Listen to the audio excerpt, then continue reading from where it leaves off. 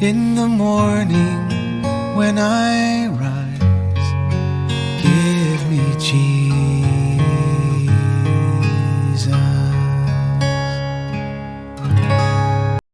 Good morning.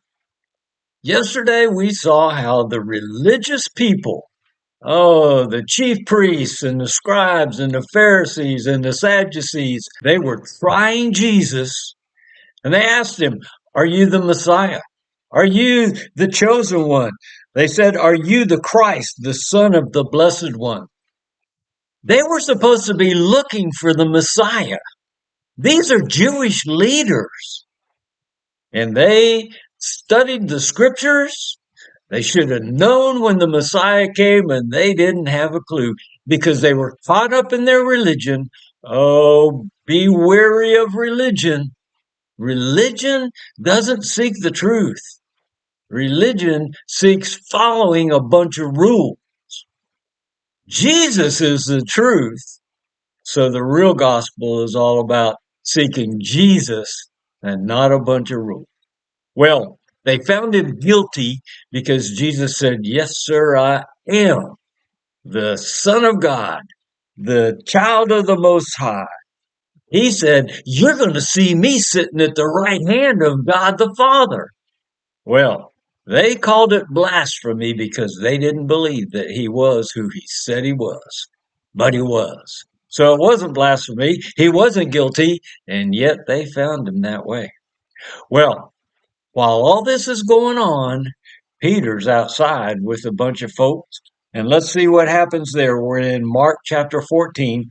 And I'm going to read verse 66 to the end of the chapter. And they say this: As Peter was below in the courtyard, one of the servant girls of the high priest came. And seeing Peter warming himself, she looked at him and she said, "Well, you also were with Jesus the Nazarene." But Peter denied it, saying, "I neither know him nor understand what you're even talking about." And he went out onto the porch. Well, the servant girl saw him and began once more to say to the bystanders, "This is one of them." But again he denied it. And after a little while, the bystanders were again saying to Peter, "Well, surely you are one of them, for you are a Galilean too." Now look at this. Peter began to curse and swear, "I don't know this man you are talking about." Well, he walked with him for 3 years.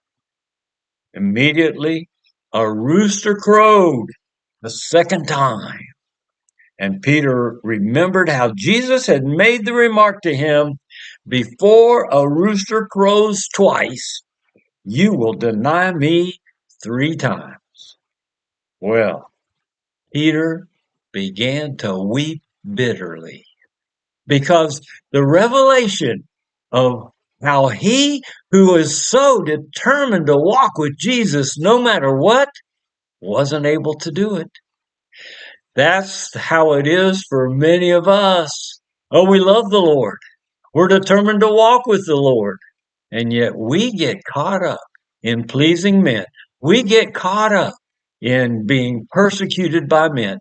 We get caught up in the things of the world, and we deny who we really are as children of the Most High God. Well, God bless you who knows who you are as this new creature, created in righteousness and true holiness, recreated brand new as God intended you to be from the very beginning. In fact, a very son, child of the Most High God. Well, you know who you are, and you walk like that in the riches of the love of God and his kingdom, even in the here and now. I look forward to being with you tomorrow. We're going to see what happens when Jesus goes before Pilate. Come be with us. I'll see you then. Give me Jesus. Give me Jesus.